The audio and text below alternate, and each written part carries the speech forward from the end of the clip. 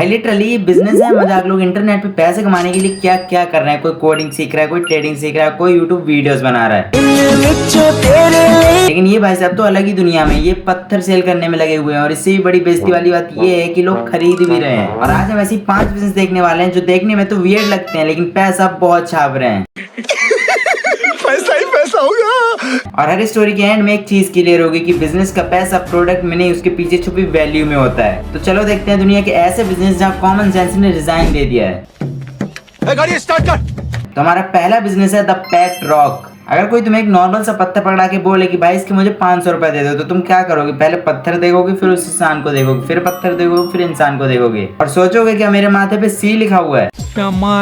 तेरा तो गेम बजाना पड़ेगा। लेकिन 1970s में गैरी डेल ने इसी नॉर्मल पत्थर को एक प्रोडक्ट बना दिया। आइडिया था पेट रॉक। ऑर्डिनरी स्टोन्स को एक फनी कॉन्सेप्ट और पैकेजिंग के साथ पेट की तरह सेल किया गया। और टेक्निकली देखो तो ये दुनिया के सबसे लो मेंटेनेंस पेट था। ना खाना खाएगा, ना वॉक पे जाएगा, ना सोफा फाड़ेगा और ना ही रात में भौंकेगा। बस एक छोटी सी प्रॉब्लम कि ये पत्थर है। लेकिन गैरी ने इसी यूजलेस को जोक बना दिया और जोक को एक प्रोडक्ट बना दिया। और 1975 में पेट रॉक क्रेज ने रफली 1.5 मिलियन यूनिट्स की सेल्स जनरेट की। और यहीं से स्टोरी इंटरेस्टिंग हो जाती है क्योंकि प्रोडक्ट में ना तो कोई रिवॉल्यूशनरी टेक्नोलॉजी थी, बस एक रोड पे पड़ा हुआ पत्थर था। डिफरेंस सिर्फ इतना था कि रोड पे वो पत्थर था और पैकेजिंग के अंदर वो पेट रॉक बन गया। यानी same object but different perception. Gary ने उस पत्थर को इंटरेस्टिंग नहीं बनाया, उसने लोगों को रीजन दे दिया कि वो उनके प्रोडक्ट क्यों खरीदे। और इससे तुम्हें ये तो समझ में आ ही गया होगा कि बिकेगा तो सब बट बेचने वाला होना चाहिए।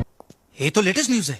और अगर कोई बिजनेस इंडिया में स्टार्ट करता ना तो उसके पेरेंट्स पता क्या बोलते हैं कि लड़की वालों क्या बोलेंगे, लड़का पत्थर बेचता है। तो चलो चलते अपने दूसरे बिजनेस की ओर जिसका नाम है the million dollar home page. 2005 में एलेक्स ट्यू नाम के इस कॉलेज स्टूडेंट ने इंटरनेट पर एक ऐसा आइडिया लॉन्च किया ना जो पहली नजर में बिल्कुल पॉइंटलेस था। उसने बनाई the million dollar home page. Concept simple था। वेबसाइट पर टोटल 1 मिलियन पिक्सल्स का ग्रेड था और इन पिक्सल्स के ब्लॉग्स और एडवर्टाइजर्स को सेल किए जा रहे थे। अब सोचो तुम एक वेबसाइट ओपन करते हो जिसका मेन प्रोडक्ट ही पिक्सल है। ना नेटफ्लिक्स, ना गेम्स, ना वीडियोस, ना सोशल मीडिया, बस पिक्सल्स। लेकिन एलेक्स एक्चुअली में पिक्सल्स नहीं बेच रहा था, वो अटेंशन बेच रहा था। वेबसाइट का कॉन्सेप्ट इतना अनयूजुअल था कि लोग उसके बारे में बात करने लगे। मीडिया कवरेज मिली, ट्रैफिक आया और ट्रैफिक के साथ एडवर्टाइजर्स भी आए। और अभी तो रुको, क्लाइमैक्स अभी बाकी है। और रिपोर्टेड ग्रॉस रेवेन्यू 1,37,100 तक पहुंच गया। मतलब एक कॉलेज स्टूडेंट ने इंटरनेट की खाली जगह को एडवर्टाइजिंग इन्वेंटरी बना दिया। और यहाँ ट्विस्ट ये है कि उसने कोई नई टेक्नोलॉजी इन्वेंट नहीं की, उसने क्यूरियोसिटी क्रिएट की। और लोग वेबसाइट पर इसलिए आ रहे थे क्योंकि उन्हें देखना था कि मिलियन पिक्सल आइडिया काम करेगा या नहीं। अच्छा जी,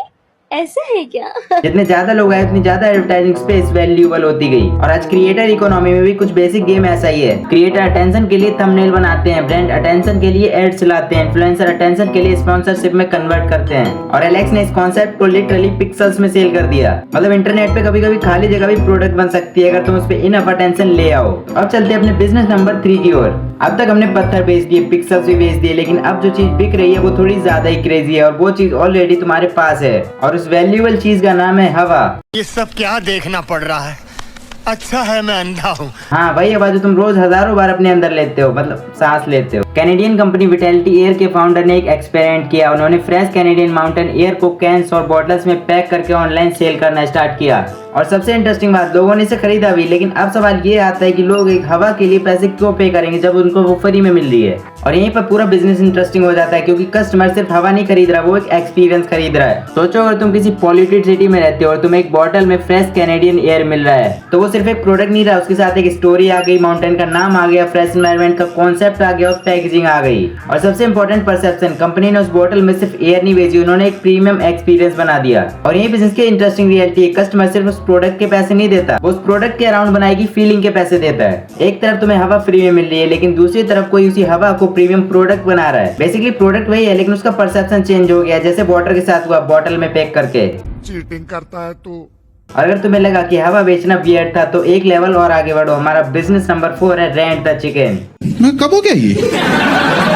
अब तो भाई चिकन भी रेंट पे ले सकते हो। अभी तक हमने कार रेंट, बाइक रेंट और रूम रेंट सुना था, लेकिन अब तो चिकन भी रेंट पे जा रहा है। देखो आइडिया काफी सिंपल है। अगर किसी फैमिली को बैकयार्ड चिकन ट्राई करना है, एग्स चाहिए लेकिन परमानेंटली उस चिकन को नहीं रखना, तो चिकन खरीदने की जगह रेंट कर लो। और actually business logic surprisingly sensible है। कस्टमर को चिकन के साथ पूरा सेटअप और कन्वीनियंस मिलता है। मतलब बिजनेस सिर्फ चिकन सेल नहीं कर रहा, वो ट्रायल, कन्वीनियंस, सेटअप सेल कर रहे हैं। और मुझे इस मॉडल की सबसे फनी चीज ये लगती है कि हम सब्सक्रिप्शन के एडिक्ट हो चुके हैं। नेटफ्लिक्स, म्यूजिक, सॉफ्टवेयर सबके सब्सक्रिप्शन लेते हैं और अब कहीं ना कहीं चिकन सब्सक्रिप्शन भी। बस फर्क इतना, नेटफ्लिक्स का सब्सक्रिप्शन खत्म होते ही स्क्रीन रुक जाती है और चिकन का सब्सक्रिप्शन एक्सपायर होते ही चिकन ऐसे देखेगी जैसे तुमने उसकी EMI नहीं भरी। लेकिन आइडिया जेन्युइनली स्मार्ट है। कस्टमर कभी कभी उस चीज को परमानेंट नहीं रखना चाहता, इसलिए वो पहले ट्राई करता है। और कमेंट में ये जरूर बताना कि तुम चिकन को रेंट पे लेना चाहोगे। और अब चलते हैं अपने बिजनेस नंबर 5 की ओर, जो तुम्हें और ही ज्यादा वियर्ड लग सकता है। अब इमेजिन करो तुम्हें किसी लाइन में 4 घंटे खड़े होना है, तुम्हारे पास टाइम नहीं है लेकिन किसी और के पास टाइम है, तो वो बंदा तुम्हारी जगह खड़ा हो जाएगा, बस तुमको कुछ अमाउंट उसको पे करनी है।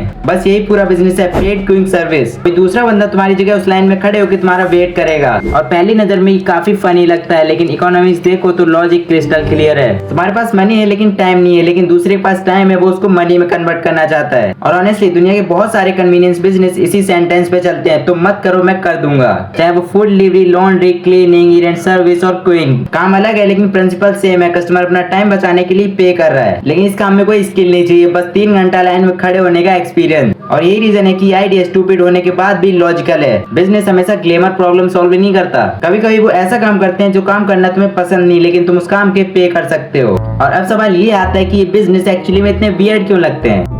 आइए देखते हैं, मजा आएगा। तो हमने देखा एक पत्थर जो पैड बन गया, पिक्सल जो एडवर्टाइजिंग स्पेस बन गई, हवा जो एक एक्सपीरियंस बन गई, चिकन जो रेंटल सर्विस बन गया और लाइन में खड़ा होना जो पेड सर्विस बन गया। सरफेस पर देखो तो सब एक अलग लेवल का पागलपन लगता है, लेकिन इन सब के अंदर एक कॉमन फार्मूला है। रेड रॉक ने नॉवेल्टी सेल की, $1 मिलियन होम पेज ने अटेंशन सेल की, बॉटल्ड एयर ने एक्सपीरियंस और स्टोरी सेल की, रेंट द चिकन ने ट्रायल और कन्वीनियंस सेल की, क्विक बिजनेस ने टाइम सेविंग सेल किया। मतलब ये आइडिया का मतलब ये नहीं कि आइडिया यूजलेस है, कभी कभी वो आइडिया किसी नॉर्मल प्रॉब्लम को एक ऐसे एंगल से सॉल्व कर रहा होता है जिसे पहले किसी ने सीरियसली नहीं लिया। और ये बिजनेस का इंटरेस्टिंग पार्ट है, हम यूजुअली आइडिया सोचते वक्त ये पूछते हैं कि मैं क्या बना सकता हूँ, लेकिन शायद राइट क्वेश्चन ये होगा कि लोग किस चीज के लिए ऑलरेडी पे करने को रेडी हैं। क्योंकि अगर तुम किसी प्रॉब्लम सॉल्व कर रहे हो, उसका टाइम बचा रहे हो, उसको कन्वीनियंस दे रहे हो, उसको एक्सपीरियंस दे रहे हो, या सिंपली उसको कुछ इंटरेस्टिंग दे रहे हो, तो प्रोडक्ट वियर्ड हो सकता है लेकिन बिजनेस रियल हो सकता है। और सबसे बेकार क्वेश्चन तुम्हारे दिमाग में आता है कि ये तो कोई खरीदेगा ही नहीं। भाई जब लोग इंटरनेट पे पत्थर खरीद रहे हैं तो तुमने अपने आइडिया को बिना एग्जीक्यूट किए ये कैसे सोच लिया कि ये तो कोई खरीदेगा ही नहीं। लेकिन इसका मतलब ये नहीं कि कोई तुमसे बोल दे कि तुम्हारा आइडिया तो वियर्ड है और तुम स्टार्टअप खोल के बैठ जाओ। उससे पहले मार्केट रिसर्च कर लेना, वरना तुम कल मुझे अपने रूम का चार्जर बेचते हुए मिलोगे और बोलोगे limited edition vintage charging technology.